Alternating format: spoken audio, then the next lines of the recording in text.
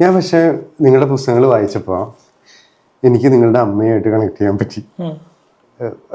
ഒരു ടഫ് എക്സ്റ്റീരിയറും വന്ന ഭയങ്കര സോഫ്റ്റ് ആയിട്ടുള്ളൊരു ഇൻറ്റീരിയറും ആണല്ലോ പൊതുവെ അമ്മമാർ. എനിക്ക് അമ്മയെ പറ്റി കുറച്ച് സംസാരിക്കണമെന്ന് തോന്നി. കാരണം ഈ പലരും ജോസഫിനെ അപ്രീഷിയേറ്റ് ചെയ്യുന്നത് ആ അമ്മയിലൂടെയാണ്, അങ്ങനെ ഒരു അമ്മ വളർത്തിയ ഒരാളെന്നുള്ളത്. ഒന്ന് അമ്മയെ പറ്റി ഒന്ന് പറയുമോ? ഏറ്റവും പറഞ്ഞ മടുത്തിട്ടുള്ള അമ്മയെ കുറിച്ചാണെന്നാണ് എനിക്കും മടുത്തിട്ടില്ല. പക്ഷെ നമ്മള് കേൾക്കുന്ന ആളുകൾക്ക് ഇയാൾ സ്ഥിരം അമ്മയെ കുറിച്ച് തന്നെയാണെന്ന് പറയും. അമ്മ ഇങ്ങനെ ഭയങ്കരമായ ഡയറക്ഷനിൽ ഇങ്ങനെയാവണം ഇങ്ങനെയാവണം എന്ന് പറഞ്ഞൊന്നും വളർത്തിയിട്ടുള്ള ഒരാളല്ല. ഈ രണ്ട് പേഴ്സണാലിറ്റികളുടെ നടുക്കാണ് നമ്മൾ വളർന്നത്. അപ്പൻ കുറച്ചുകൂടി എല്ലാവർക്കും ഇഷ്ടപ്പെടുന്ന ഒരു പ്ലീസിങ് ആയിട്ടുള്ള മനുഷ്യനാണ്. അപ്പൻ്റെ നേച്ചറാണത്. അപ്പൻ അങ്ങനെ ആരെയും മുഖത്ത് നോക്കി നോ പറയാനോ ഒരു എതിർക്കാനോ ഒരാളായിട്ട് ശത്രുത ഉണ്ടാക്കാനോ ഇഷ്ടമുള്ള ഒരാളല്ല. അമ്മ കുറച്ചുകൂടി സ്ട്രെയിറ്റ് ഫോർവേഡ് ആണ്. ആ സ്ട്രെയിറ്റ് ഫോർവേഡ് നേച്ചറിന്റെ ഭാഗമായി ശത്രുക്കൾ ഉണ്ടാവാം. അമ്മ ശത്രുക്കൾ ഉണ്ടാക്കാൻ വേണ്ടി ചെയ്യുന്നതല്ല. അപ്പൊ ഈ അപ്പൻ ഒരുപാട് യാത്രകൾ നടത്താൻ ആഗ്രഹിക്കുന്ന ഒരാൾ, അമ്മ വീട്ടിൽ ഒതുങ്ങാനിരിക്കുന്ന ആഗ്രഹിക്കുന്ന ഒരാൾ. അപ്പൻ സാമൂഹിക പ്രവർത്തകൻ, അമ്മ വീട്ടിലെ കാര്യങ്ങൾ നോക്കുന്നു. അപ്പൊ ഈ ഒരു കോൺട്രാസ്റ്റിന് നടുക്കാണ് നമ്മളൊക്കെ വളരുന്നത്. അത് നല്ലതാണെന്ന് തോന്നുന്നു. എനിക്ക് ഫാദറിന്റെ ട്രീറ്റിംഗ് കിട്ടിയിട്ടുണ്ട്, അമ്മയുടെ സ്ട്രീറ്റ് ഫോർവേഡ്സ് കിട്ടിയിട്ടുണ്ട്. നമുക്ക് എല്ലാവർക്കും ചോദിക്കാവുന്ന ഒരു ചോദ്യം, എന്നിൽ എത്ര ശതമാനമാണ് എൻ്റെ അപ്പൻ, എത്ര ശതമാനമാണ് എൻ്റെ അമ്മ? ഇത് ഡിഫൈൻ ചെയ്യും. ഒരു സെൽഫ് അനാലിസിസ് ഒക്കെ നടത്തി നോക്കാവുന്നതാണ്. ഒരു കാലഘട്ടം വരെ എന്നിൽ ഒരു 70% എൻ്റെ അപ്പനായിരുന്നു, 30% മാത്രമായിരുന്നു അമ്മ. ഇപ്പം ഏതാണ്ട് ഒരു 50-50 ആണ് ശരിക്കും പറയാം. നമ്മൾ ഗ്രോ ചെയ്യുമ്പോൾ അതാ സംഭവിക്കണം. നമ്മളൊക്കെ നമ്മുടെ 50-ൽ എത്തുമ്പോൾ മനസ്സിൽ നമ്മളെ ഏറെക്കുറെ അവിടെ അപ്പൻ അമ്മ തന്നെയാണ്. ഈ ജീൻ എന്ന് പറയുന്നത് വെറുതെ അല്ലല്ലോ. അപ്പൊ അമ്മ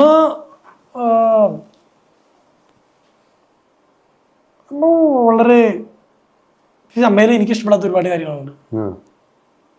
നമ്മൾ ഈ അമ്മയുടെ പേര് ചേർത്തുകൊണ്ടും അമ്മയെ കുറിച്ച് ഞാൻ ഗ്ലോറിഫൈ ചെയ്ത് പറയുന്നതുകൊണ്ടും എല്ലാവരും വിചാരം എൻ്റെ അമ്മ മോഹൻലാലും ഞാൻ മോഹൻലാൽ, അമ്മ കവിയൂർ പൊന്നമ്മയാണെന്നാണ്. ഉണ്ണി പുട്ട് അങ്ങനെയല്ല. പല ഏരിയാസിലും ഇപ്പൊ എനിക്ക് അമ്മ അങ്ങനെ ഉറക്കെ സംസാരിക്കണമെന്ന് എനിക്ക് ഇഷ്ടം. ചിരിച്ചാൽ ഭയങ്കര ഷൗട്ട് ചെയ്യും. ചിലപ്പോൾ റോട്ടിൽ കൂടെ പലർക്ക് നോക്കണ്ടാവും, എൻ്റെ അമ്മയൊന്നും എല്ലാം സംസാരിക്കും. അയലൊക്കത്തെ വീട് വെറുതെ അടക്കാണ്. പക്ഷെ ചിലപ്പോൾ വാടകക്കാർ വരും. അവിടത്തെ ചിലപ്പോൾ ഒരു പെൺകുട്ടി ഇതാ പുള്ളിക്കാരൻ്റെ വീടല്ലേ പറഞ്ഞ് ഇങ്ങനെ നിൽക്കണ അമ്മേനെ ഒച്ചയിട്ടനായിരിക്കും ചിലപ്പോൾ ആള് കേൾക്കണ്ടാവും.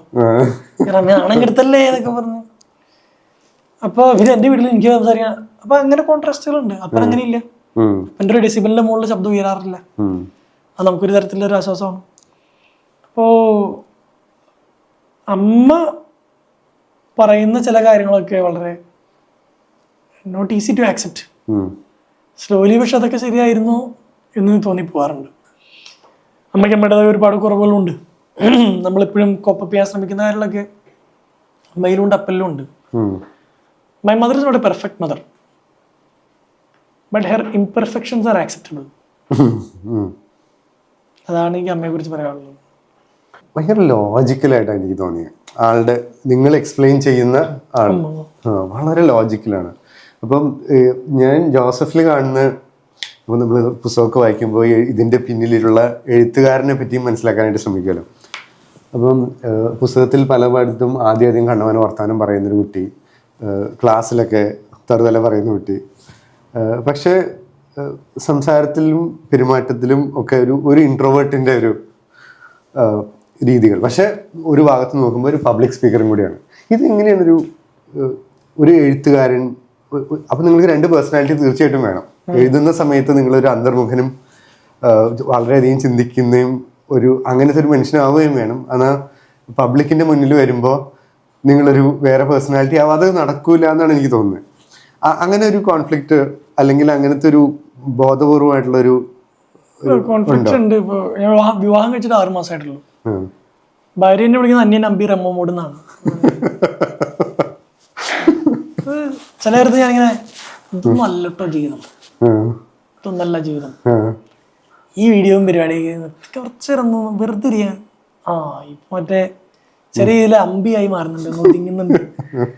പിന്നെ ആളെൻ്റെ കൂടെ സ്റ്റേജിൽ ടോക്ക് ഷോക്ക് വരുമ്പോൾ എന്തായിരുന്നു കാണിച്ചു കൂട്ടിയത്, നിങ്ങൾ അവിടെ കിടന്ന് മറ്റേ അന്യം കളിയായിരുന്നു, നിങ്ങൾ ഭയങ്കര രസകരമായിട്ട് ഇങ്ങനെ പിന്നെ ചില സമയത്ത് ഇങ്ങനെ റെമോപ്പൽ ഭയങ്കര ക്യൂട്ട് ഫണ്ണി അങ്ങനെ ആ ഒരു മൾട്ടിപ്പിൾ പേഴ്സണാലിറ്റി ഡിസോർഡർ ഇന്ന പോസിറ്റീവ് എനിക്കുണ്ടെന്ന് തോന്നി ചിലപ്പോൾ. അല്ല അത് പക്ഷെ നമ്മൾ തിരിച്ചറിയാതിരിക്കുമ്പോഴാണല്ലോ ഒരു ഡിസോർഡർ എന്ന് പറയാം. നമുക്ക് എല്ലാവർക്കും പോസിറ്റീവായിട്ട് പറഞ്ഞാണ് എനിക്ക് എല്ലാവരും അങ്ങനെയൊക്കെ തന്നെയാണെന്ന് തോന്നുന്നു പറയുന്നതാണല്ലോ. പിന്നെ നമുക്ക് നമ്മുടെ മൂഡ് സ്വിങ്സിനെ അല്ലെങ്കിൽ നമ്മുടെ ഇത്ര ചിന്തകൾ അക്കോമഡേറ്റ് ചെയ്യാൻ പറ്റുന്ന ആളുകൾ വേണം എന്നുള്ളതാണ്. ഞാൻ പണ്ടൊക്കെ എനിക്കുള്ള പരിപാടി ഞാൻ തിരി കത്തിച്ച് വെച്ചിട്ട് കുറച്ചേരം വെളിച്ചത്തിന് മുമ്പിൽ ഇങ്ങനെ ഇരിക്കും. അമ്മ ഞാൻ അമ്മയോട് പറയും, അമ്മ എന്നെ ഒരു അരമണിക്കൂർ എന്നെ വിളിക്കരുത്, ഒന്ന് പ്രാർത്ഥിക്കാൻ പോകണമെന്ന് പറയും. തിരി കത്തിക്കും കുറെ തന്നെ മുമ്പിൽ ഇരുന്നിട്ട് ഞാൻ പുറത്ത് വന്നിട്ട് അമ്മ ഇന്ന് തുടങ്ങി ഞാൻ കുറച്ചുകൂടി പറഞ്ഞ എൻ്റെ പുതിയ തീരുമാനങ്ങൾ പറയും. ഇതൊരു കാലഘട്ടത്തിൽ നടക്കുമായിരുന്നു. ഇടയ്ക്ക് ഞാൻ തിരി എടുക്കുമ്പോൾ അപ്പം പറയും ആ ഇളകി എന്ന് പറയും. തിരിയും തിപ്പിടിക്കണം ആ ഇളകി എൻട്രി എന്ന് പറയും. ഇങ്ങനെ ചിലപ്പോൾ പള്ളിയിൽ പോയിരിക്കും. പള്ളിയിൽ ആരും ഇല്ലാത്ത സമയത്ത് ഈ വിശുദ്ധന്മാരുടെ ഒക്കെ ഒന്ന് തൊട്ടുപത്താൻ ന്യൂരിയില്ലാത്ത വിശുദ്ധന്മാരൊക്കെ വെറുതെ ഒരു പള്ളിയിലാണ്ടിരിക്കുന്ന സമയത്ത് പള്ളിയിൽ പോയിരിക്കണം. അപ്പൊ നമ്മൾ ആ നേരത്തെ അവിടെ പോയി അല്ലേ ഞങ്ങളുടെ ഇവിടെ അന്തോണിസുണ്ണിയാളുടെ ഒരു രൂപം ഒരു ഇത് കൊണ്ടുവന്നിട്ട് അതൊരു പ്രദർശനമാണ്. എല്ലാവരും തൊടാൻ വേണ്ടി ഇങ്ങനെ ഒരു ഇത് ഞങ്ങളുടെ ഫുട്ബോൾ ചെയ്യുന്ന ഗ്രൗണ്ടിന്റെ പുറകിൽ എന്താ വെച്ചാൽ മടക്കി വെച്ചേക്കാം.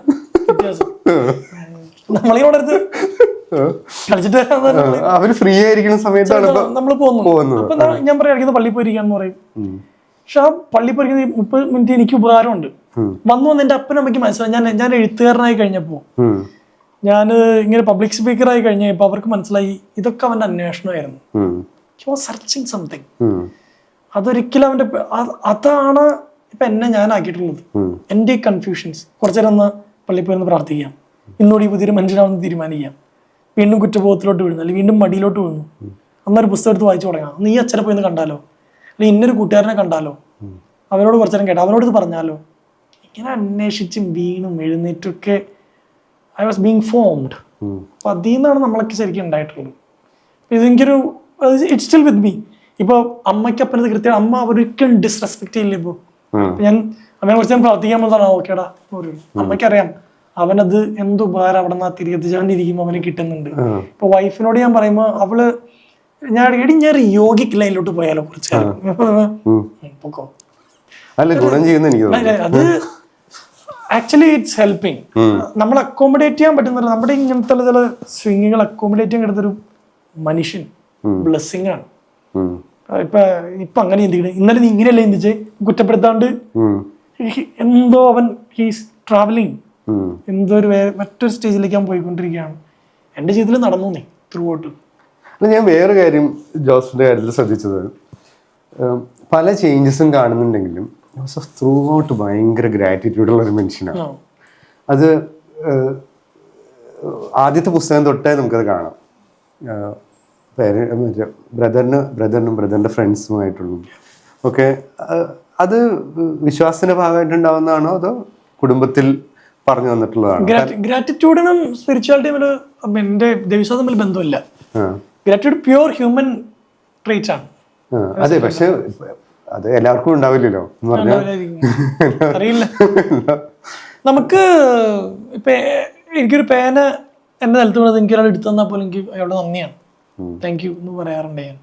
പെട്രോൾ പമ്പിൽ ഇപ്പോൾ ഇത് അടിച്ചു കഴിയുമ്പോൾ പെട്രോൾ അടിച്ചു കഴിയുമ്പോൾ താങ്ക്സ് ചേട്ടാ എന്ന് പറഞ്ഞു പോകാറുണ്ട്. അതൊരു ഓവർ ഹ്യൂമിലിറ്റി ഒന്നും അല്ല, അതെന്തോ അങ്ങനെ ഒരു ശീലം. ഒരുപാട് പേരിൽ നിന്ന് ഒരുപാട് പേരുടെ സഹായം കൊണ്ട് മാത്രം ഇവിടെ എത്തിയ ഒരാളാണ് ഞാൻ. എനിക്ക് കൃത്യമായിട്ട് അറിയാം എൻ്റെ നല്ല സുഹൃത്തുക്കളും എൻ്റെ ഗുരുക്കന്മാരും ഇല്ലെങ്കിൽ ഞാനില്ല. എൻ്റെ അപ്പനമ്മയെ എനിക്ക് അനുവദിച്ചിട്ടുള്ള എൻ്റെ മൂഡ് സ്വിങ്ങുകളിൽ, എൻ്റെ അന്വേഷണങ്ങളിൽ അവർ കൂടെ തന്നെ നിന്നുകൊണ്ട് ഞാനുണ്ടായി. ഞാനിപ്പോഴും നിലനിൽക്കുന്നു. യൂണിവേഴ്സിറ്റിയോട് എനിക്ക് ഗ്രാറ്റിറ്റ്യൂഡാണ്. ഞാനെടുത്ത ചില സെമിനാറിൽ പോയി പെട്ടെന്ന് തിരിച്ചു പോന്നു. MBA ഇന്റർണൽ പോലും പാസ്സാകൊണ്ട് തോറ്റു, ജോലി പെട്ടെന്ന് രാജിവെച്ചു, ഒരു പുസ്തകം 2 പേര് എഴുതാൻ തീരുമാനിക്കുന്നു. ഒക്കെ റാൻഡം ഡിസിഷൻസ് ആണ്. ഭയങ്കരമായ ലോജിക്ക് പോലും പലതിനും ഇല്ല. പക്ഷെ അത് എല്ലാം കൾമിനേറ്റ് ചെയ്ത് നല്ലതിനകത്തോട്ട് വരുമ്പോൾ നമുക്ക് ഗ്രാറ്റിറ്റ്യൂഡ് അല്ലാണ്ട് വേറെ എന്താ ചെയ്യാം? കൾച്ചറിൽ, നമ്മുടെ കൾച്ചറിൽ അതില്ല. അങ്ങനെ നന്ദി പറയുന്ന ഒരു പുറത്തൊക്കെ അങ്ങനെയാണ്. ഇവിടെ എന്തിനാണ് നന്ദിയൊക്കെ പറയുന്നതൊക്കെയാണ് പറയുന്നത്. ഞാൻ എൻ്റെ ചില ഫ്രണ്ട്സിനോട് ഈ നന്ദി എൻ്റെ സ്നേഹമാണ്, ഞാൻ താങ്ക് യു പറയുമ്പോൾ ഓവർ ആക്കണ്ട, നീ ആ താങ്ക് യുനായിട്ട് സ്വീകരിച്ചാൽ മതി. എന്നോട് എന്തിനാ താങ്ക് യു ഒക്കെ പറയുന്നത്? അത് ഇവിടെ അത് എൻ്റെ ഉള്ളിലെ സ്നേഹം എങ്ങനെയാണെങ്കിൽ പറയാം, ഐ മീൻ ഇറ്റ്. അത് എൻ്റെ വീട്ടിൽ അങ്ങനെയാണ്. ഇപ്പൊ അപ്പനും എന്തിന് എടി ആ അപ്പൻ പറയണ ആ മരുന്നെടുത്ത് തന്നെ കണ്ണിൽ തുള്ളി മരുന്ന് ഒഴിച്ച് കഴിയുമ്പോൾ താങ്ക് യു ഉം. എന്ന് പറയുന്നൊരു നേച്ചർ ഉണ്ട്.